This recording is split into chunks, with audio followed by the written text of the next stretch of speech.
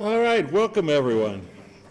I am going to call this meeting to order, and we are going to start with introductions. Right over there. We'll go to Joe. Joe Bauman, Ottawa County Board of Commissioners. Terry Nienhuis, Holland Township. Kevin Kleinstra, City of Zeeland. Linda Howell, Lake Town Township. David Vannigan with the MACC. Judy Vischer with the MACC. John Weiss with Metro Council, Grand Valley. DeBoer, City of Howell. Pankaj Rajah, the MAC. Tyler Kent, MDOT Grand Region. Jim Story, Allegan County Board of Commissioners. Ken DeWeer, Fillmore Township. Glenn Nykamp, Zeeland Township. Tom Bird, Ottawa Road Commission. Gerald Hunsberger, Park Township. Ernest Myers of the MAC. Mara Garrity with the MAC. Carolyn Alston with the MAC. Rob Vank with the MACC. Kelly Goward with the MAC.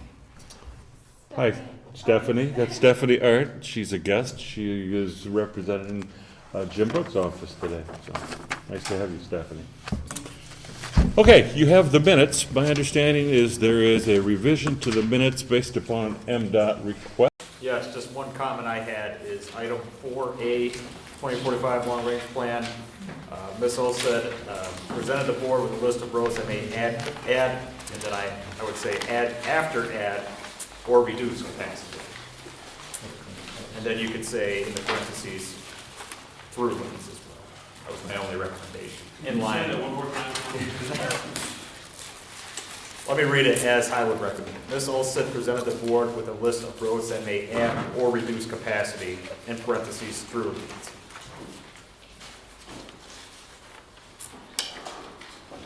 Okay, with that revision, I'll accept the motion. I'd make a motion that we adopt the minutes as amended. Support. Okay.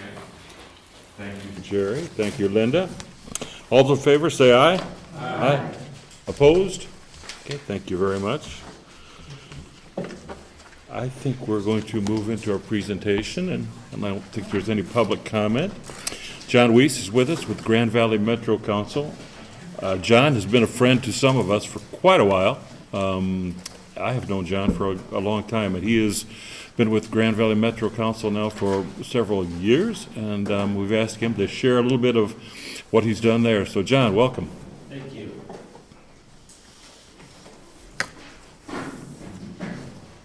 Thank you for inviting me today. It's good to be here. I actually have known Hannah since I was in high school. So we go back a long way. Jerry since a long time. Very long. So little quick background on me. I grew up in Holland. I went K-12 West Ottawa School. When I graduated, I was one of the few that had gone all the way through West Ottawa School, starting in kindergarten. Went to Hope, finished Hope in 3 years. At the time, I was working with Jim Drussel, who represented this area, Paul Hilligans from Holland, and then I got the opportunity to work for a really outstanding gentleman who molded my career in a lot of ways, and that was Governor Milliken. And Governor Milliken, who passed away recently, I told Hannes, I talked to him, it's been a couple of years now, but I talked to him, and he's a wonderful guy, and a lot of lessons from a guy like that on how to live your life and also how to serve the public. So Governor Milliken decided to retire. They put a bill in the legislature to add to Lieutenant Governor Berkeley's staff by one, which is me. Bobby Krim and the Democrats killed that, so Governor Milliken called the mayor of Coopersville and gave him a recommendation, and I became the city manager of Coopersville at 21. I worked in Coopersville for 3 years, went to Wyoming for the city of Wyoming as assistant city manager for 3 years, and then went into the private sector and ended up owning and being president of a large architectural engineering company, while I also was a township supervisor in Canton Township. And after that, I chaired the Kent County Road Commission for 15 years. So I've kind of been in government and private sector for a long time. Jerry knows my wife. She was the township clerk and supervisor in Byron Township for 27 years. So we've been a government family. So let's talk a little bit about, let me get this right, about Grand Valley Metro Council, just to give you a feel for our organization. When I came to Grand Valley Metro Council, I was recruited by George Hartwell and several other mayors in the area to come there and make some changes. Metro Council was in trouble. Metro Council had lost money for 3 years or so. Revenues were down. Members were leaving. We had at the time 3 organizations within Metro Council. Our transportation organization, which you guys are familiar with because you have one just like it. We had a very, very small environmental organization, and we had a group called Regis. Regis is the Regional Geographic Information System. We serve 19 cities and townships as their GIS staff. So, and that had been losing money, actually. So I was brought in to make some changes. The other 2 looming things that faced Metro Council when I got there was a $368,000 judgment against them by MDOT in commission audit for the expenditure of, like MDOT, really So $368,000 that Metro Council owed MDOT from a commission audit over a 10-year period, and some bookkeeping that had happened, and also about $128,000 from Regis that MDOT paid a lot to start Regis, but the grant was different on the multiplier for the consultant than what it was. So it was $128,000. So we had about $500,000 that we owed. So one of the first things I did is I went to Lansing and met with Kirk Steidel, and they forgave the $120,000 one, $28,000. They could not forgive the other one because my predecessor, just before he left, he signed an agreement to pay it. So we paid it. The second week I was there, the finance director of 17 years retired, and we then hired Chris, who was your finance director. We share Chris, and he's been great for us and for me. And we've made a lot of changes and done a lot of different things. So I got a little bit of a cold, so excuse me. So Metro Council has 4 key stools now, we call them. The first thing we did is we came in and I said, we have to restore confidence, credibility, and integrity to the organization so people know that what we're doing is right and it's the right thing, because we're going to go through some hard times and there's going to be a lot of changes.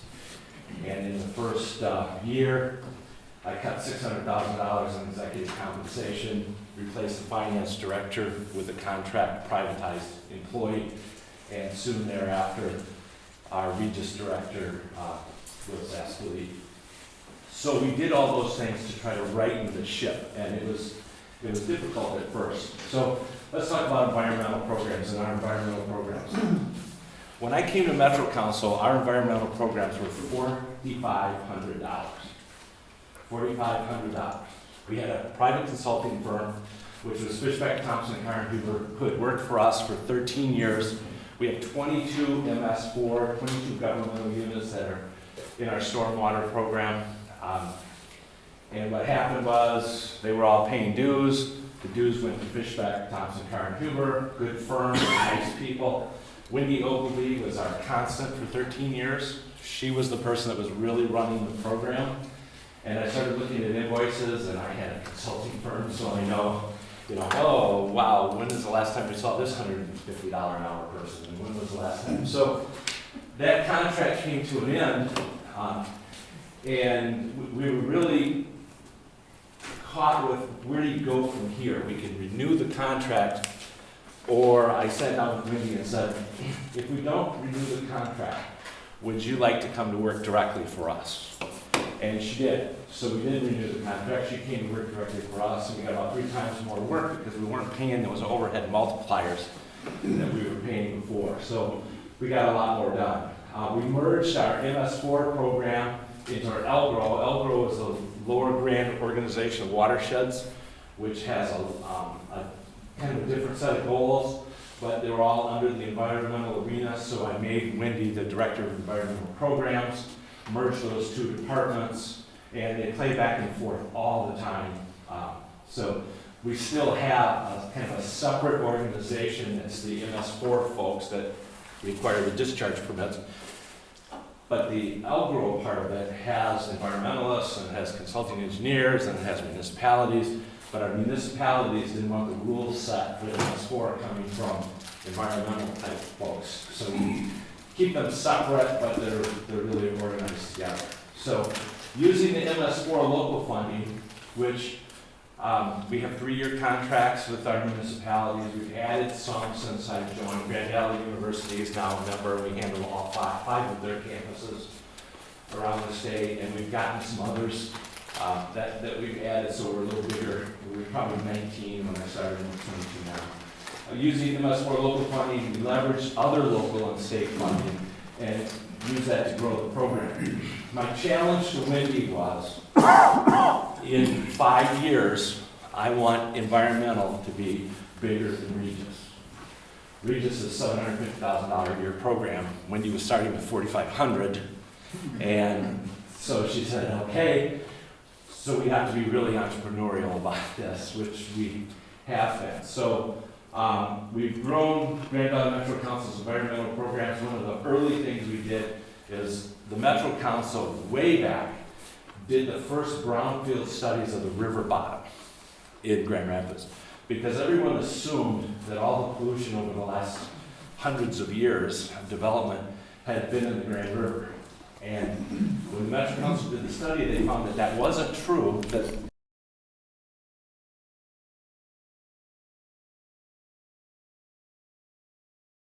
stretch of the Grand River that comes through, and there were no pollutants.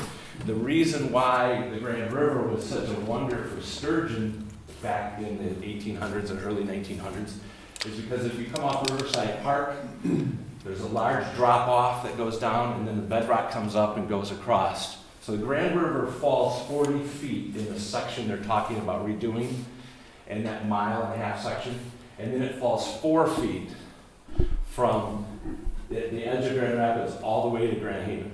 So the natural rapids that were there partially because of all the rock that was in there and the bedrock, but it's a great and very unpolluted section of the river because there's nothing for pollutants to catch on because it's just going down the river on top of bedrock. So one of the early things that Wendy did is we housed the Grand Rapids Whitewater organization in our organization. You want to know dollars as I go through this, will that help? Okay. So we charged them $60,000 in rent, and they were allocated a certain number of hours for our staff time that we could use to help them. Early on, they didn't have a staff, so we were doing some of the preliminary work that needed to be done, some of the investigations. There's an endangered species in this section of the river called the snuff box mussel. Second to furniture, Grand Rapids was the button capital. They made buttons out of the different kinds of mussels and mollusks that live in the Grand River. So there were button factories in the Grand River in the 1800s. The snuff box mussel is a beautiful pearl-like mussel. And the thing breeds by having little perch carry its eggs around.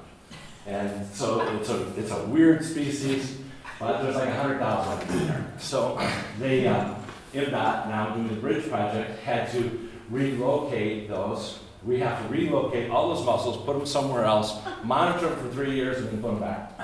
So that's $1 million. That's part of the project. So anyway, for 4 years we housed Grand Rapids Whitewater. We partnered with other organizations.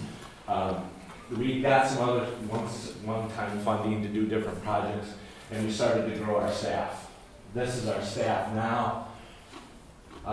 When we got more staff, we were able to submit more grants. We got a SAW grant.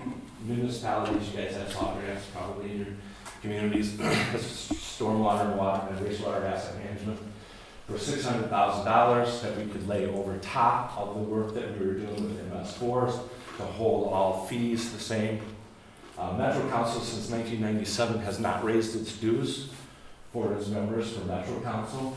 Our environmental dues adjust every 3 years, pretty much with the cost of living. And our Regis dues, we were losing money. I came in, we completely rebuilt every aspect of Regis, every cable, every connection. We eliminated 17 servers. We cut 75% of our utility bills. We let the administrator go. In the last 3 years, we've given $400,000 in rebates. And we haven't raised dues on any of our programs since I've been there, but we were able to give 100,000, 150, and 150,000 in rebates to our Regis members. So this program grew, and we were able to grow a lot faster because we got this SAW grant. But we also get foundation grants. We're doing projects for foundations all the time in environmental, but also in that general government stool, leg of the stool. So transportation, Regis, environmental, and general government. So we act as a fiduciary for what we call coalitions of the willing, which is 82 governments that want to get together and do something together, to evaluate something together, to work on a program together. We'll handle that from the staff point. We house it in our office, and we handle the fiduciary responsibilities for that. And that's everything from me sitting down and mediating a dispute between two governmental units to, we wrote an ordinance for small cell towers that 35 governments participate in. We worked on contracts. I think Ken Browning's been to your meetings. We worked with the organization of the cities to write contracts for the ambulance providers, just a wide variety of different things. So we continue to do that sort of stuff. We're a convener, which gives us opportunities to have different people working together. We got a grant from the Fry Foundation to run a process, which is a competition among housing providers in Grand Rapids for the best ideas in affordable housing, and that came through us, and we handled that. So key to that is the right staff, the right job, being entrepreneurial. Before I got there, the Metro Council lived on, well, we have this staff and we have this grant coming. The next grant, oh, we didn't get that one. Okay, well, we're gonna get the next one. Well, we didn't get that one. And so we held a lot of staff for a long time without revenues to back them up, which was part of the problem that we had in that, was we were holding staff people for the next big grant that may or may not come. And most of the time they didn't. So, the growth of our environmental programs, we're creating projects now that involve Regis and transportation. We're doing things like, we have a data repository that's in Regis that's really run through Elbro, through our environmental programs, where anywhere on the Grand River, people can go out and do water samples, and we can deposit that in the data repository. We have two separate sets. One is professional scientists, and another is schools or volunteers. So we're collecting data points on water quality from Lowell to Grand Haven, and that's growing. We're pointing those, and people can look at them and see them. Our partners trust what we do. We do a lot of partnerships, and there's a list. You guys are one. Conservation District in Ottawa, Plaster Creek, Whitewater, the MACC, Windsor Dick, which is Muskegon, the MS4 municipalities, schools. We've got, I think this year we're going to have 5,000 students go through our education, our environmental education programs at Plainsong Farms, which is a farm. We got a $10 million grant for the Grand River and the Rogue, and part of that goes directly to farmers for environmental practices on their farms. It actually pays construction dollars, and the other part of it is education. So we're running a lot of students through education programs now. We've done things like put 1,400 kids in canoes on the Grand River. And people that have never been in canoes in the Grand River, we found a place that I think there were like 30 kids, canoes for 30 kids, and almost impossible to turn. So we put kids in the Grand River, and we brought kids to Lake Michigan, and whatever, those kinds of programs. So Grand River Restoration is a big project for us. $50 million project for the community, and $38.5 million is raised now. So we continue to work on that. Adopt a Drain, like Adopt a Street. We have Adopt a Street programs all over everywhere, little signs, but we have Adopt a Drain. People can adopt a drain, and they are. I think there's 4. This launched, you remember, Kelly? It's not that long ago. It was about a year ago, wasn't it? Well, a year, okay, and I think there's like 600 now that are adopted. Sub-watershed groups that we support, Stillwater Creek and Buck Creek and Crockery Creek. we do Grand River rainscaping projects, Grand River water trails.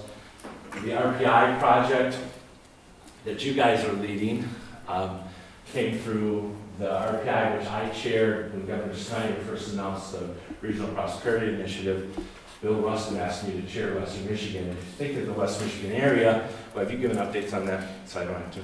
It's been a while. Okay, so the RPI region for West Michigan is the second largest population in the state and the second largest geographical area. It's 13 counties in Western Michigan, so Allegan to Mason and inward all the way to Big Rapids. So it's about the size of the state of Massachusetts, state of New Jersey. So that area has 430 governmental units in it. So one of the things that we did with that program is we funded for 3 or 4 years an effort to try to consolidate grant funding and long-term funding for watershed, water-type projects. The reason for that was we were doing a lot of work with the philanthropic community, and they came to me and said, help us out, we're getting grants every day from a different watershed for a different thing. There has to be a way to coordinate all that. So the MACC took on and was funded through the RPI to take on a way to look at that and organize 33, I think, or 35 watersheds into one group working together now. So that's great. And it's an idea that has captured really the interests of the philanthropic community and also the state government, DNR, DQ, now Eagle. So, so we're working on those kinds of things with you. Here's our environmental programs, just to give you a feel. Those of you that like numbers, I do a lot of numbers, but down here, 2012, we were about $4,500 a year. Income now we're at $900,000. Our fund balance has grown from maybe $40,000 to $50,000 to $450,000 over that time period. So that program has grown. Recognition of the program has grown a long way in 8 years, and continues to show we're now turning down opportunities because I won't staff short-term projects. So I don't like having people come in and work 6 months and then they don't have a job, that kind of thing. So we're looking for long-term projects. They need to be a year or longer and have double the financing we need for one person in order to hire people so we can maintain some sort of consistency over time of that staff. Now, this was when the SAW grant hit and the 10 million. And on those grants, the SAW grant, we got the whole 600, but on the 10 million, we just had an administration fee to manage that. So that's that. The other thing that I'm doing now, which is you guys can certainly join in on, is I'm chairing the Michigan Infrastructure Council, which is a new council of state government that was appointed by Governor Snyder, has continued in this administration. And the reorganization of state government that happened through the RPI, where we used to have 80 different boundary lines within our 13 counties, now those are much more related. But the Michigan Infrastructure Council had placed under it the TAMC, which is the Transportation Asset Management Council that you work with through your transportation department, and also another organization called the Water Asset Management Council, which is handling water and sewer utilities. The issue is when Michigan passed its last tax adjustment in 2015, we had a $1.5 billion a year problem to stay even. That's now $2 billion. And we don't know what's underground. I mean, it's estimated it's $800 billion. So we're spending a lot of time traveling around the state. We had a summit here 2 weeks ago at Fifth Third Ballpark and had about 80 people come to it that are asset owners and municipalities. The state is going to be coming in with more guidelines, more requirements in order for them to understand what's underground, because people don't know. We did a pilot project that the state paid Metro Council for 2 years ago. And in about 7 months, we collected data. It was two projects, one in southeast Michigan and one in west Michigan.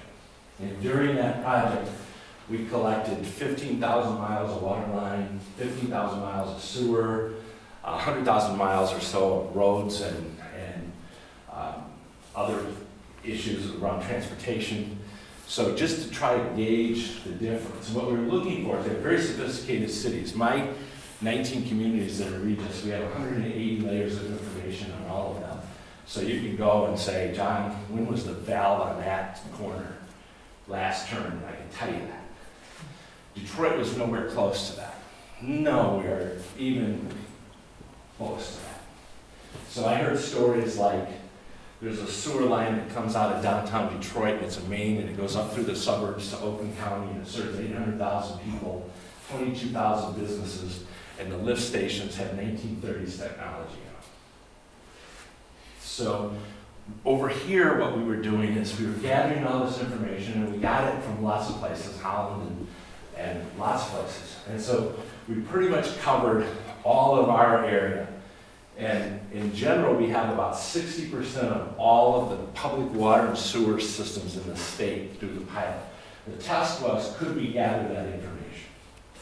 But what we found was, we started looking in what we call the guidance. We called him Bob. Bob was the public works director that had plans in his head or in the back of his truck. And when Bob left, nobody knew where that information was. We found him. His actual name was Barney.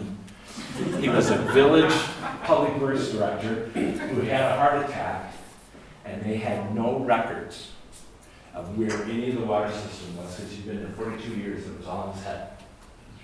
And they had so they had to hire consulting firms to come in, and actually, our guy gave them a grant, but to go in and map their utilities, because they didn't know what they had.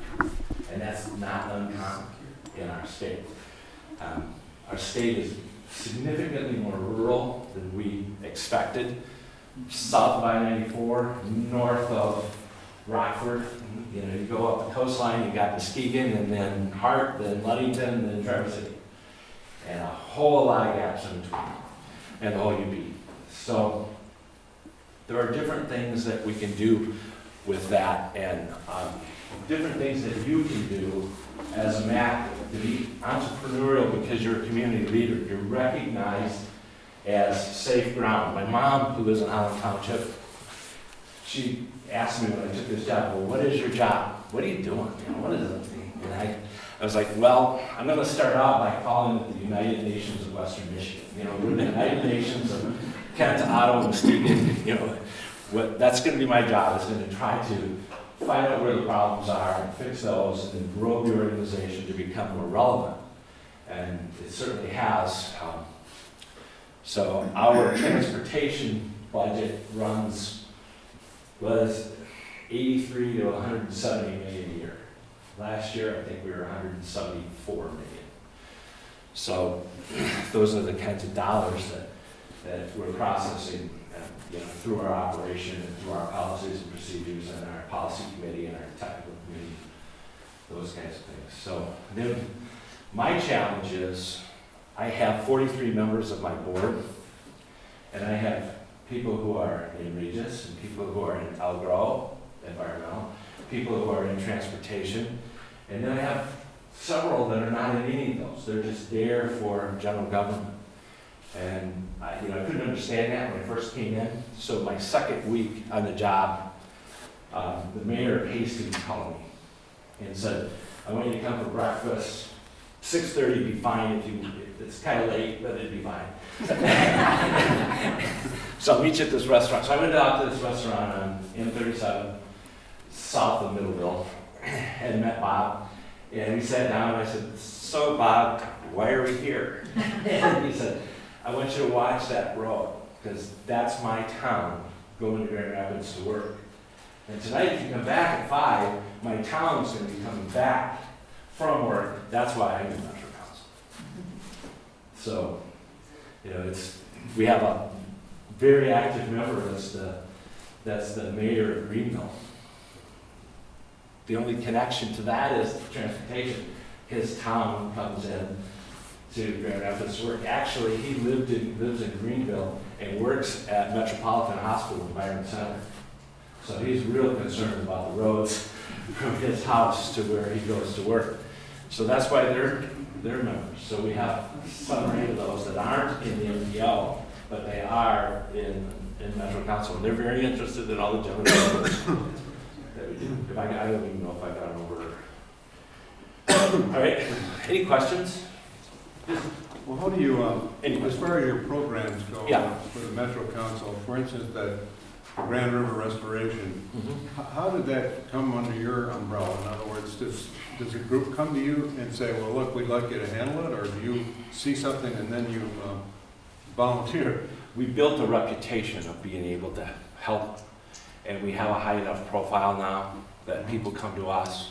And on the Grand River project, because we had done the original brownfield grant in the early 90s, there was the connection, but then there's no place else in that metro area that has the kind of governmental representation that we have. Because you're sitting down at a table in Kent County and Ottawa County and Grand Rapids, and you know, the village of Middleville have the same vote. So it's neutral ground. So they come to us for that credibility kind of thing.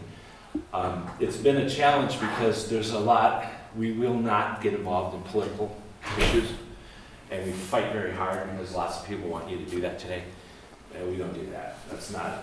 They gotta work that out. You know, if it's little interrelation things, that's fine, but if it's big political issues, we don't get involved. Metro Council was very, very involved in lobbying before I got there. Spent a huge amount of time lobbying. Those of you that follow the legislature, if you tried to follow the legislature, you'd be there every single day and reacting to everything that Gongwer says, which most of it doesn't really come true. My approach, because of the relationships I had, were to go right to the executive, go to the governor's office. So there was about a 2-year period that we did things for Governor Snyder and Lieutenant Governor Calley that nobody knew about. In fact, only my executive committee knew about. Metro Council analyzed 1,200 governmental units to determine what the impacts of the loss of personal property tax would be. And there was a couple of other things that we did on road funding and some other things that we presented to the governor in a white envelope, or on a white binder, and with a thumb drive, without our names on it. We didn't need the credit, but that built up our credibility. So later, when things like RPI came, or the pilot program, or the current work that I'm doing with the Michigan Infrastructure Council, we had the credibility because we were able to pull together a wide variety of sizes of governments and complexities of governments, and help them, and not seek any kind of recognition for it. So it was interesting, you know, sitting at home with only half a dozen people new, to hear the governor talking about different things that we were working on in the state of the state, but nobody even knew that. You know, I had one of my board members say, I think we need a monthly report on everything that we're working on that we don't know about. And the response from the mayor of Grand Rapids was, well, if we do that, we won't be working on it anymore. So, you know, we gotta have trust, credibility, and confidence. Sure. Really, I got a question, but first, do you still have your legislative committee? No. Okay. My question deals with, you talked about the river, you dealt with Whitewater. Do you have any involvement with coming from Grand Rapids to Spring Lake, Mr. Hibna's project? No, it's a political issue, we won't deal with it. Okay. And in your best guess, coming from Grand Rapids out towards Lake Michigan, there is a potential of a lot of pollution in that part of the river. Yeah. Thank you. Same. Yeah. It's a very rare geologic formation that creates the Grand River Rapids through Grand Rapids because of the bedrock that's there. That it's a strange formation, and it's the perfect spawning ground for the sturgeon. We have some pictures from the 1800s when there were river boats that ran up and down the river with lumbering. There's one picture from the 1800s that's a guy standing in front of a shack, and he's got sturgeon hanging from the roof to the floor. I mean, they were like 6 to 7 feet tall. They used sturgeon for fuel oil for the river boats because they had such high high fuel content oil content that they dried them and they burned them as fuel. So it's my favorite environmental slide. Wendy would put it in here because I love this slide. People can't imagine that you would actually burn fish for fuel, but they did. So, any other questions? How many units of government are in the? 40. So, it's grown to 5. Yeah. Hey, Hey, you think the RPI survives going forward? I think that when one administration comes in following another administration that has a signature thing, it changes. Right now, there isn't an RPI. Our RPI still has $180,000 left. The difference in West Michigan and RPI, we agreed from the first day we weren't going to use it for staff, and we were going to give it back. So at the governor's first economic symposium that he had, summit in Grand Rapids, we had 180 people come. We invited them to a separate meeting. We had 180 people come and tell us what is a project of economic importance and what would be the requirements. We came up with a criteria, and thus far we've given $880,000 back of the RPI money to projects. One of them probably over $100,000 now to the MACC.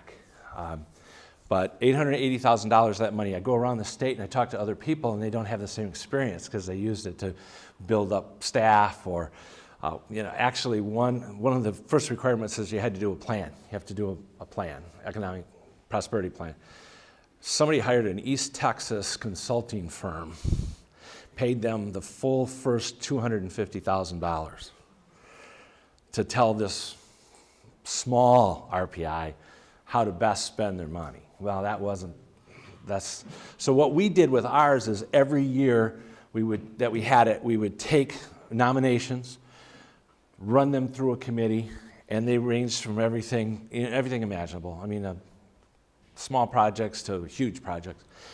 And then we have a public meeting, and we'd have people with clickers, some of you may have gone to those, and people would vote on the projects, and we'd rank them 1 to 5. And then we'd spend all the money. So we didn't get the last one in, so we have 180,000 left, and we're waiting to see. So there was a lot of good done here. I mean, projects that never could have ever happened, we were the seed money for. I think the 880,000, the last I saw, capitalized out to over almost 3 million, because we were the first money in. We were the first money in, for instance, the study the validity of the Port of Muskegon. Now, you got Grand Rapids guys and Holland guys spending money on the Port of Muskegon. The reason for that was the huge agricultural interest in this state in a second way to get their product to market than just trucks. And so that was our first #1 project, was the Port of Muskegon. So we'll see. Other questions? I think we may have to make this a 2 or 3 part series. We can. Yeah. I think the infrastructure part is something you all would be interested in because it's coming at you. All right, we'll do the infrastructure, and then part of you could just be historian, a storyteller. No. You're good at it. No. So one of the things Metro Council used to do is they had a monthly luncheon, and then they had a quarterly luncheon, and we'd have these quarterly luncheons, and I started looking at the quarterly luncheons, and we'd have 40 people there, and 15 were staff, and we were losing money, and so we quit doing that, and we started going to a once-a-year event with a sponsor. And so our next event is going to be December 5th at Fifth Third Ballpark. They have a beautiful room that overlooks the ball stadium. And it's an evening event, and I would like to invite you guys to that and a guest. And we've also invited the Macatawa, or the Muskegon Shoreline Development, with the West Michigan Shoreline Development Commission Board, and their guests. So if you can join us, there's the invitation, the contact person. It will fill up fast, so the announcements are kind of going out Friday and today. You're invited to bring a spouse or bring a guest and meet the other elected officials, because that's who it all will be. It will be elected officials or the city managers of the West Michigan, my communities. So you're all invited to attend. If you can join us, please do. John, thank you. Thank you. Make sure to get something to eat, and welcome home, I would say. Welcome home. I didn't go see my mom, so. All right, good. All right, environmental, Kelly, you're up next.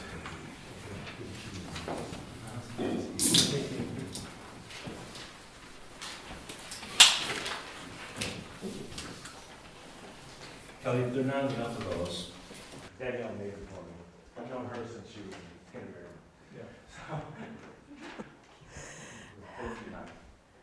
All right, so I just have a few quick updates on some of the public education and outreach activities we've done the last couple of months, kind of our final events of the fall. So we did a couple storm drain stenciling projects this summer. We haven't done a whole lot in recent years. It's been more of kind of a, if a community group is interested, we will certainly help them. We don't do a whole lot of promotion of this program, just because it does take some effort. We have materials on our website, and it's always available to people. But we had two of the City of Holland neighborhood groups that were in particular interested this year. The 360 neighborhood and the West Core neighborhood. We had planned to do an event with West Core last year, but we got rained out. But the 360 neighborhood group, we worked with the Hope College Time to Serve weekend on August 31st. So 360 coordinated all of that, which was great for us. I just had to show up with all the stuff. So we had 24 students that had signed up to do storm drain stenciling that day. And they were able to stencil over 100 storm drains within the 360 neighborhood. And then a little bit later, October 5, we worked with the West Core neighborhood, and they coordinated with Engetti's City Serve Day, so where members of Engetti Church sign up to do volunteer projects in the community. Plus there were additional neighborhood residents that assisted in the West Core neighborhood stenciling project. And then if you can see here is there's Carolyn. She lives in the West Core neighborhood, so her and her husband were out to help that day. So we had a little bit smaller number, but still stenciled as many storm drains in that neighborhood, about 100 there. So we do have the kits available. We have the stencils. So if there is any interest in neighborhood groups, we don't just do this in the City of Holland. It's available all over the watershed. But if you want more information or materials to put out at your offices, I'd be happy. We have like a one-pager that kind of explains the project or the process, and then just to contact us. And we have 7 kits where everything is kind of contained in a kit with the instructions, and we can loan them out, or we can go and kind of work side by side with the volunteers. We did have some couple river cleanups this fall. We did kind of a bonus river cleanup with a group of employees from UL LLC. They do have a Holland office, but most of their staff was coming from out of state, from Chicago, to a regional meeting in Holland. And they have a goal of, I forget how many river cleanups, so, a corporate goal of doing like 100 river cleanups a year. So they contacted us looking for an opportunity to serve our community while they had a group here.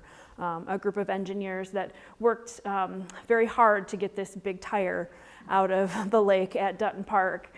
I have videos of it as well, but yeah, and I think we put it on Facebook, and somebody commented, "Oh, is that the one in a different location?" I'm like, no, this one was at Dutton Park. And then our regular river cleanup that we do with the Outdoor Discovery Center was the end of September, September 21st. So that one had a large turnout, about 40 people, including a handful of kids. So Mara was actually there that day to kind of coordinate that group.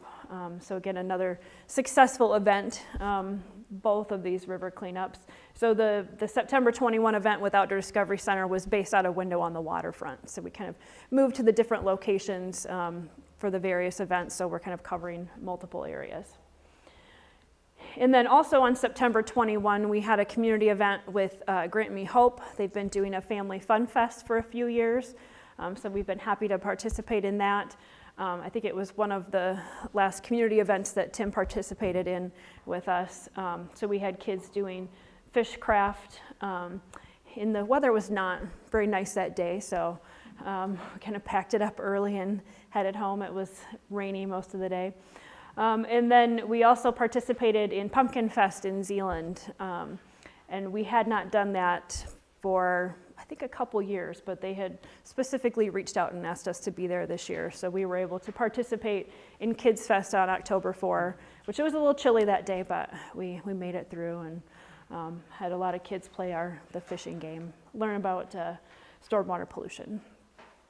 So like I said, that kind of wraps up our fall community event season. So we won't do a whole lot of these kinds of activities again until the spring. So any questions? Kelly, did we not have a program where we installed medallions on the storm drains a few years ago? Yes, we have done that as well previously, and I know the Ottawa County Road Commission did quite a few of those, I think with Boy Scout troops.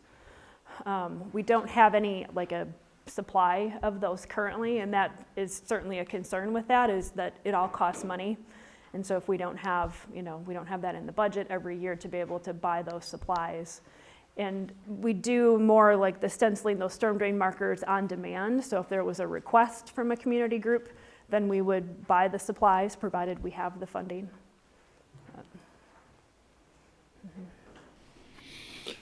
Thank you, Kelly. Appreciate it. And now Carolyn, Transportation. Oh, you don't know. Okay, I've got a number of items on the docket for you today. A few will require a motion. To start off, the 2045 Long Range Transportation Program. The first item underneath that is approval of the vision statement. This has gone through the technical committee, and they would like you to approve it as well as a formal approval. I'll read the vision. It's for our long-range plan. The vision for it would be a transportation system which supports the region's economy and environmental sustainability and continues to offer safe and efficient travel opportunities for people who live within, work in, and visit the MACC area. It's nice and simple. And that's kind of the simple, nice review of the vision for our long-range plan. So what we need today is a motion to approve the Yes, vision. an official approval of that vision. Make a motion. Thank you. Thank you, Bunkage. Support was from? I Was missed that it. Glenn? Glenn? Thanks, Glenn. Okay, questions? All in favor say aye. Aye. Opposed? Okay, thank you. Okay.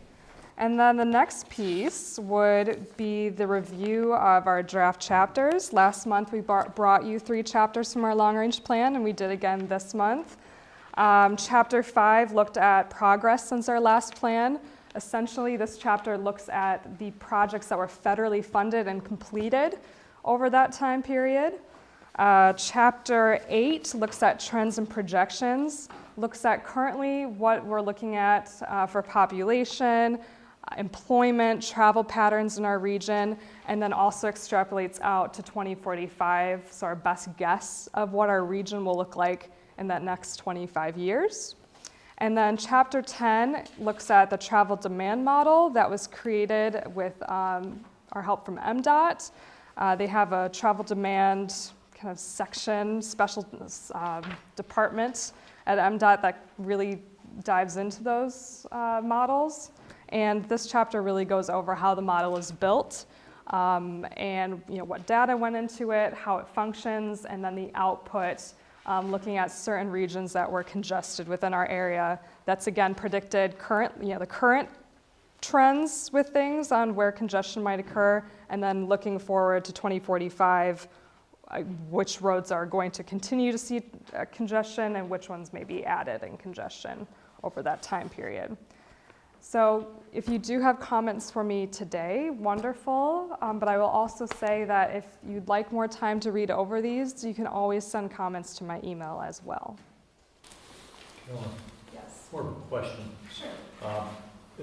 Generally new to page. In 2010, average is 18.4 minutes time to travel to work in Park Township. And now it's 22.8 in 2015. Is that because of congestion or people? That would be How in the world do they calculate that? It just kind of seems. So from my knowledge of the model, it's really taking that population and guessing how many cars are on the road based on how many people to car ratio we would have, and then really looking at where people are going to and from. So I don't know if MDOT, because you might have a closer knowledge on the working of the model. Do you have another? Generally, I'm not familiar with this specific model, but I used to work in the modeling section, and we use the CTPP Journey to Work to come up with those values, and then we try to match those with the model. So the way the model works is that you have traffic analysis zones.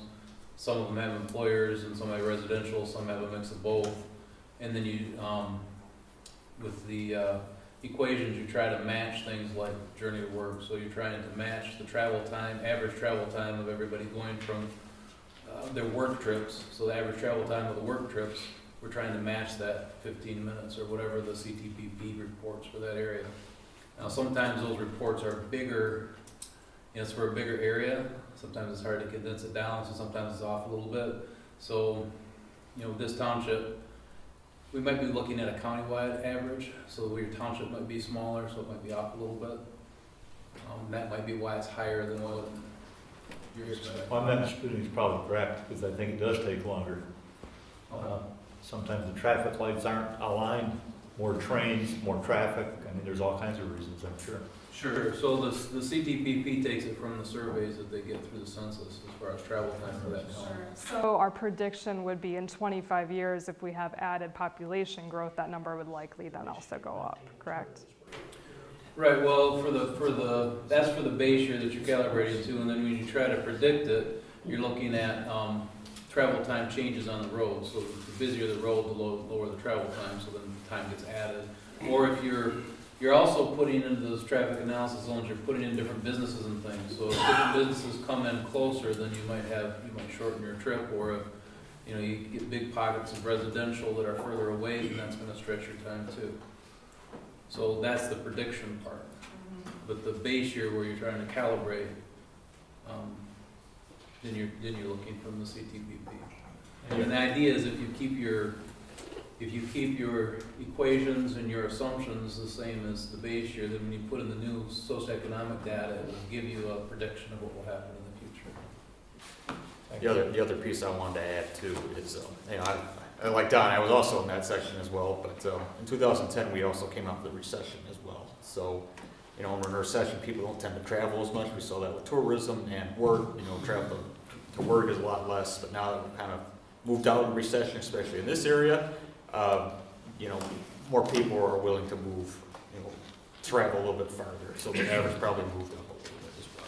So I'm not saying that's a causation of it, but that's probably another factor.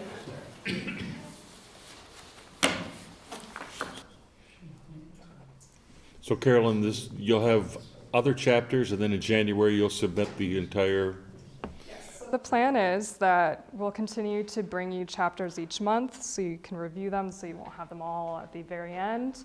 The final version will be ready for you to vote on at the February meeting, and it is our desire to have pretty much ready, good to go draft for you at the January meeting. So you can get a really good look at it at the January meeting, and then have it completed with all the public input for your February meeting, and it'll be voted on.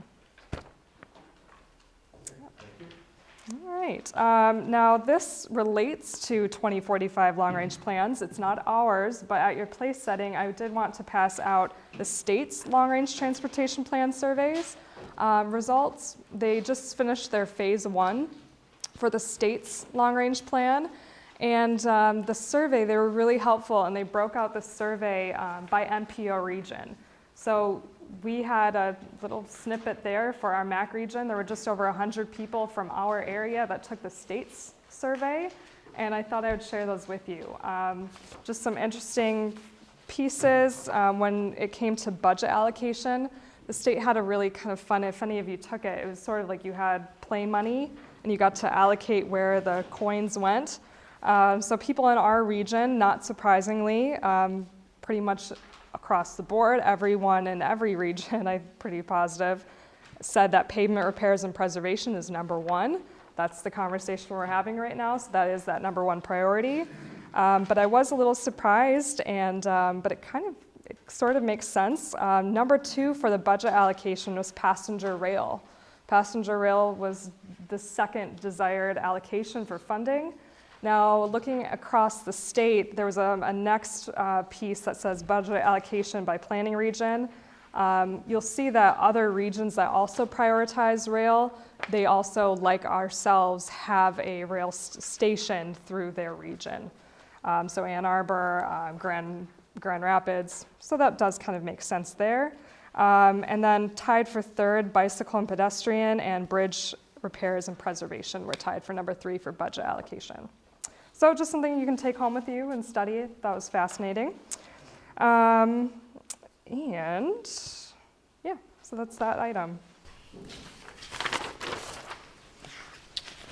Okay, and you're on B, approval of transit asset management, state of good repair. Yes, so over a little bit more than a year, we've been coming to you with different performance measures to approve. So as you might remember from last year, we had safety targets, which are considered a performance measure for the state. We had those approved through you, as well as bridge targets. So this is very similar to that, but for transit. So transit, it's their asset, their asset management of their vehicles, their buildings, looking at different different functionalities in their department to see if it's functioning well and if they're reaching their targets. So kind of as an example, there is a memo from their office, from Max Transit's office. So again, on the back, kind of with the yellow highlighted, it has revenue, vehicles, equipment, and facilities. The way it kind of reads, you have these asset categories, and looking at vehicles that have met or exceeded their useful life. You might see on the first section there 100% for their vintage trolley. So the idea behind that is, yes, it has reached 100% of its life because of its age. Now, that doesn't mean it doesn't run anymore. They value their trolley, they keep it maintained, they still use it. So the way that the targets read there for the rubber trolley would say it has reached 100% of its life, but that doesn't mean it's not used anymore. So these targets, they come out annually. So we had these last year. This is just the new FY20 targets. And yeah, we will be updating those every single year. And just like these, how I mentioned safety targets, we'll probably be bringing back to you those in December to do those annual safety targets as well. So our job is to approve this? Yes, and with a minor revision, I believe, to the motion? A little bit. So instead of, so the requested action says motion to approve these transit targets as presented so that they may be incorporated into the MACC FY20. I actually want to say updated in. I talked to MDOT, and we talked about the best way to update a document that's already finalized. As you know, you've already finalized our transportation improvement document, the TIP. What's the best way of updating it after the fact? So talking with MDOT, we liked the language of update in the TIP instead of adding an appendix to it or trying to navigate, if you're a member of the public, you're just assuming that the targets would be in the plan. So I would like to say, yes, updated in the MACC FY 20 to 23 Transportation Improvement Program, and then, of course, then added into the 2045 Long Range Transportation Plan as that's created. Yes, sir. Thank you. Jerry? Thank you, Terry. Okay, all in favor say aye. Aye. Opposed? Thank you. All right, Carolyn, I think you have one more. Yep, the last one, NFC classifications. Ottawa County Road Commission came to us and they are looking to revise the classification of 4 of their roadways, 144th, Riley, Quincy, and Fillmore.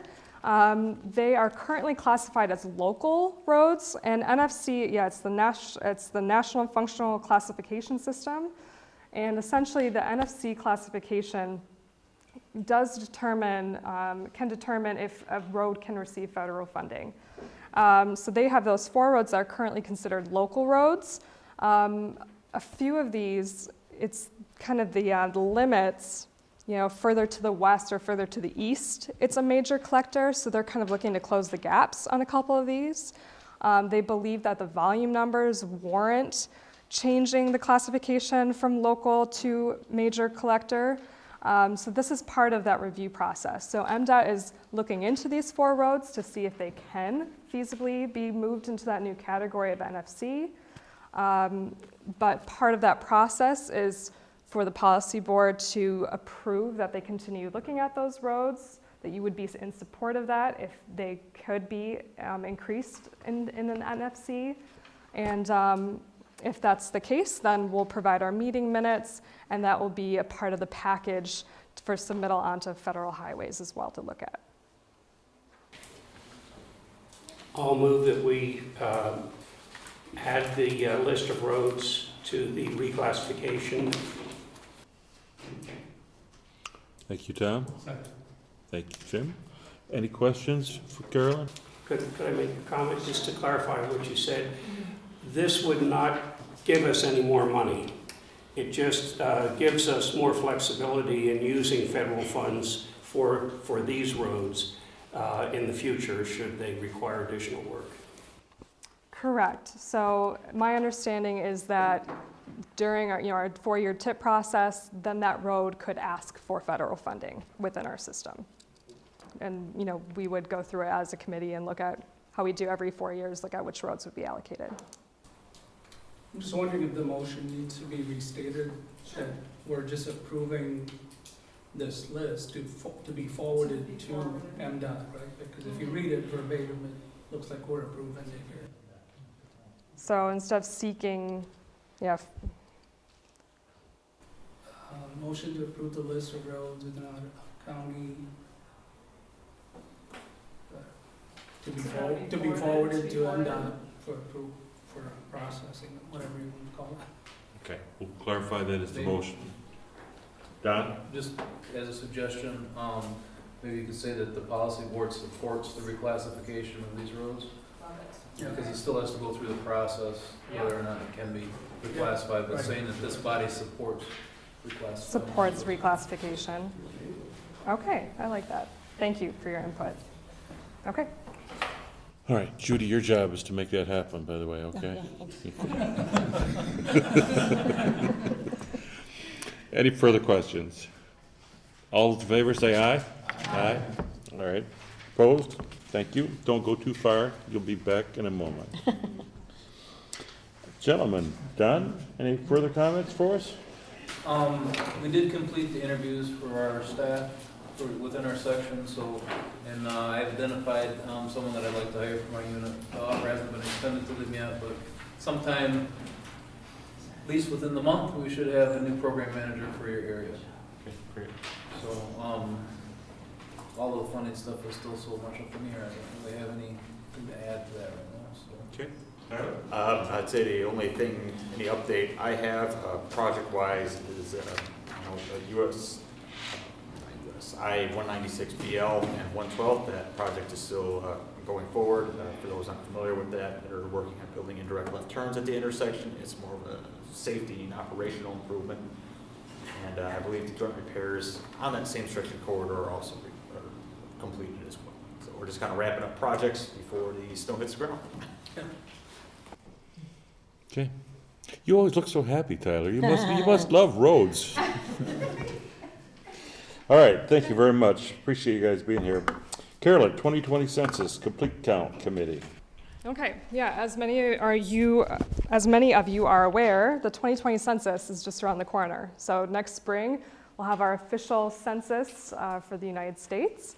And the census matters a lot for our region because it determines our federal funding for many different things. So while it can determine our federal funding for our agencies here, it can also affect different infrastructure, local programs, places like the Boys and Girls Club.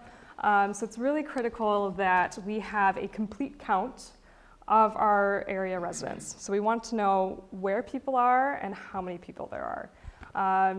So there's been a lot of research around, you can get more accurate numbers if you have a complete count committee. So if you have a committee that's really designated and working to put the word out to the community, you're more likely to get more people taking the census. So we did this 10 years ago through our office, and we are looking to do it again. We are looking to have a member from each of your local government bodies represented on the committee.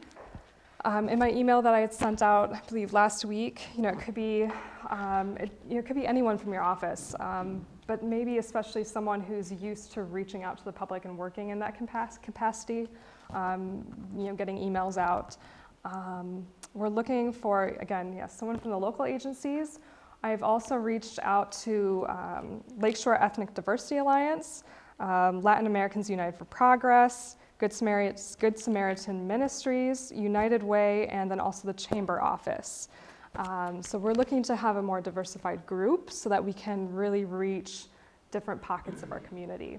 So our request, and not everyone has to join, but if you would like to have someone appointed, we would like an appointee by November 1st, just so we can start getting the group together.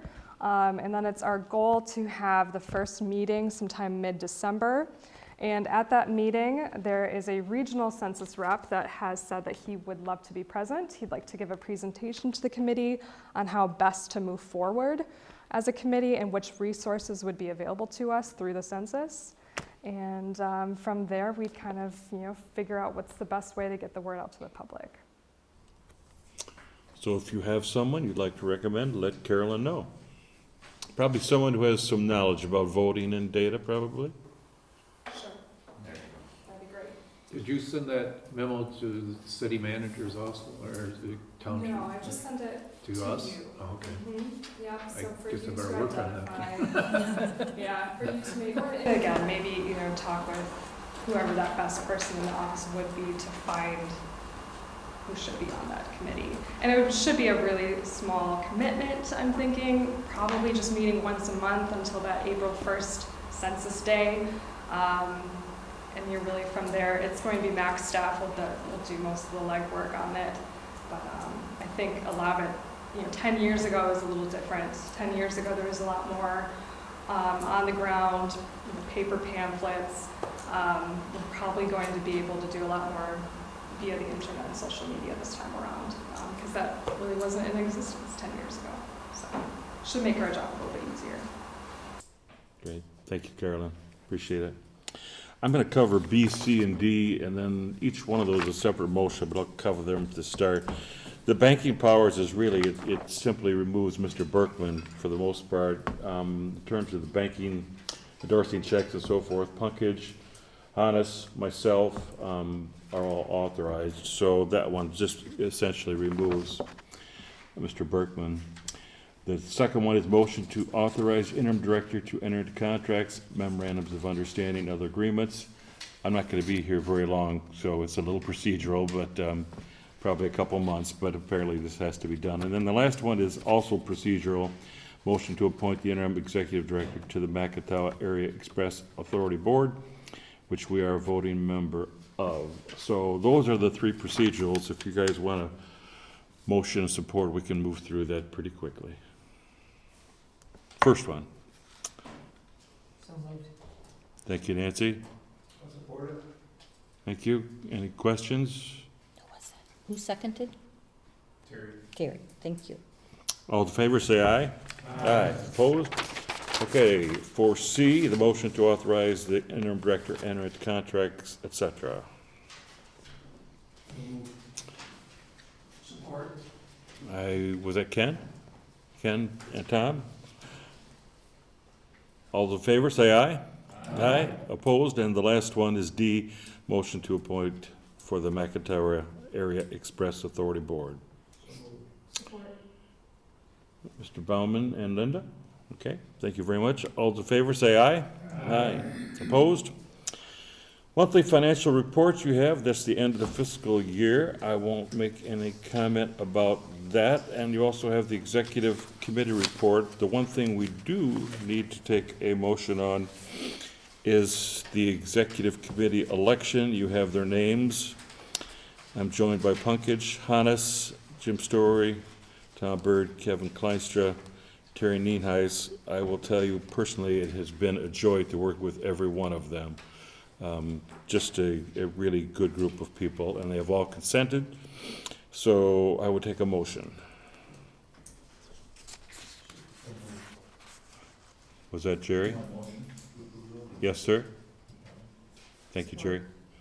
Support, Nancy. Any questions? Yes. They are a great group, and as we changed our bylaws a year or two ago, maybe three, the way time goes by, I think it's a much more effective structure for this organization. I appreciate the time and effort that those of you put in to do that. Appreciate the comment, Jerry. I certainly concur. It's a really wonderful group of people with some divergent views, but it works very well. So I just need a comment, my name is spelled wrong there, it's I before E. Gotta keep it right, okay? I think Tim Berkman made that mistake. Yeah, we should let him know. Hey, Terry, they got mine right. Get yours.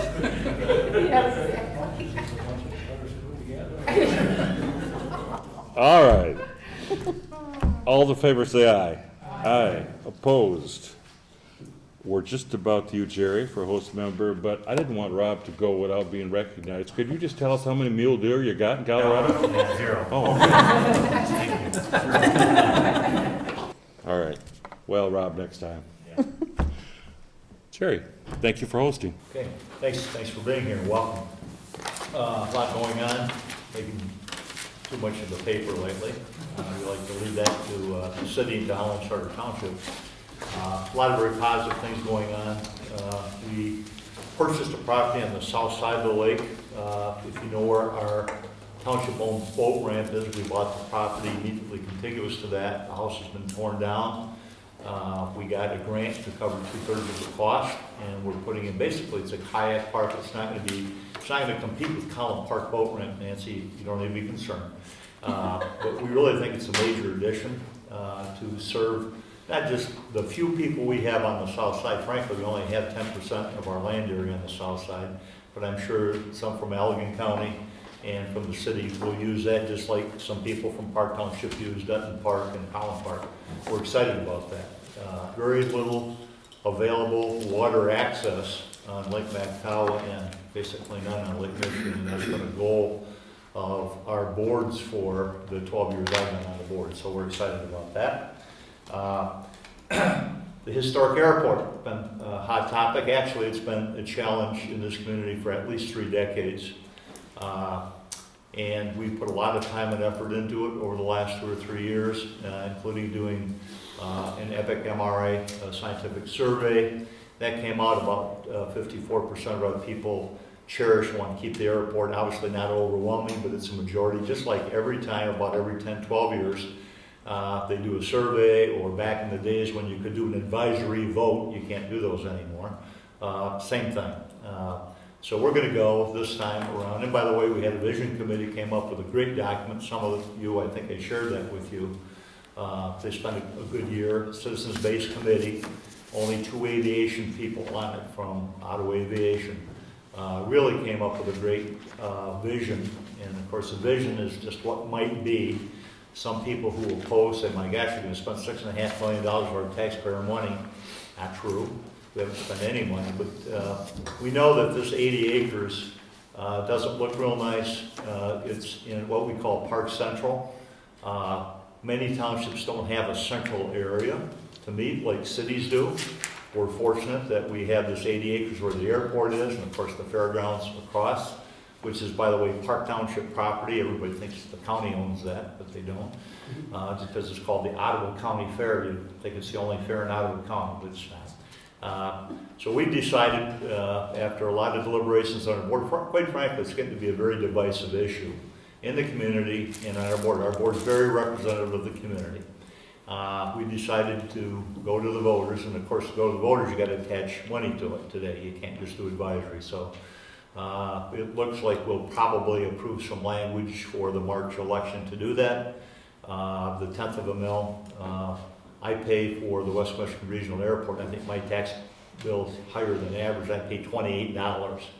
It isn't about the money. It's more about getting once and for all a vote on this thing, and so we can focus on going forward. That will only, if the board goes with what they said they're going to do when they approve that ballot language, it will basically, if the vote goes down, we will eliminate the runway, and fixed wing aircraft will continue to have aviation type activities, radar control, power parachutes, drones, hot air balloons, which we don't see many of anymore, and probably proceed with the air park. Anyway, that's exciting. Frankly, I think it's a great opportunity, and it's time to put it to rest in Park Township and move forward and clean up this whole corner, which looks terrible. The other thing is we're holding our breath. We have a contract, actually a lease assistant, along with Steve Bolhuis, back probably about 3 years ago, for us to establish a pilot project with MACC Transit and MACC, and that's the timing of it, the way we do it. We're subsidizing it with general fund money. We don't have a millage as Holland Charter Township and the city do. And let's just say that's been a challenge because they haven't been able to service the contract to the extent, at least in my opinion, we'd like them to, because none of us thought of the fact that students in schools of choice or charter schools would all of a sudden say, my gosh, we have a transportation system, and which is wonderful, not really, but people who call that need that dial-a-ride system aren't able to get their appointments to go to the doctor or meet somebody socially or whatever. So we're trying to work that out because we got to make a decision soon as a board on what to do going forward. And I personally think that it's important that we have public transportation. I think it's helped not just Park Township residents, but people from Holland Charter Township, the city, because now they can come into Park Township. They can go to the state park or Tullamore Park or to their doctor across the street here. But anyway, that's a big issue, and we hope to get that resolved in the next 6 days. Otherwise, frankly, everything's going really well. As you all know, you have your challenges. I mean, that's what we signed up for, to solve problems. A lot of good things are happening for the long term. And in the meantime, we work our way through all these things, and there will be good outcomes on all of them. So that's kind of a quick update. We are pleased to have you here. Appreciate it, Jerry. Any other member comments? Let me tell you where we are in applicants. As of last night, I think we have 37 applicants for the director's position, and those will be sorted through. Your newly elected executive committee will review those November 4th, so a week from today we will go through those, and we will, I know what I want to say. If any of you have any perspective on the MACC or applicants, feel free to send me an email. I'd be happy to hear that. With that, our next meeting is going to be in Laketown, at the Laketown Township Hall, November 25, and we are adjourned.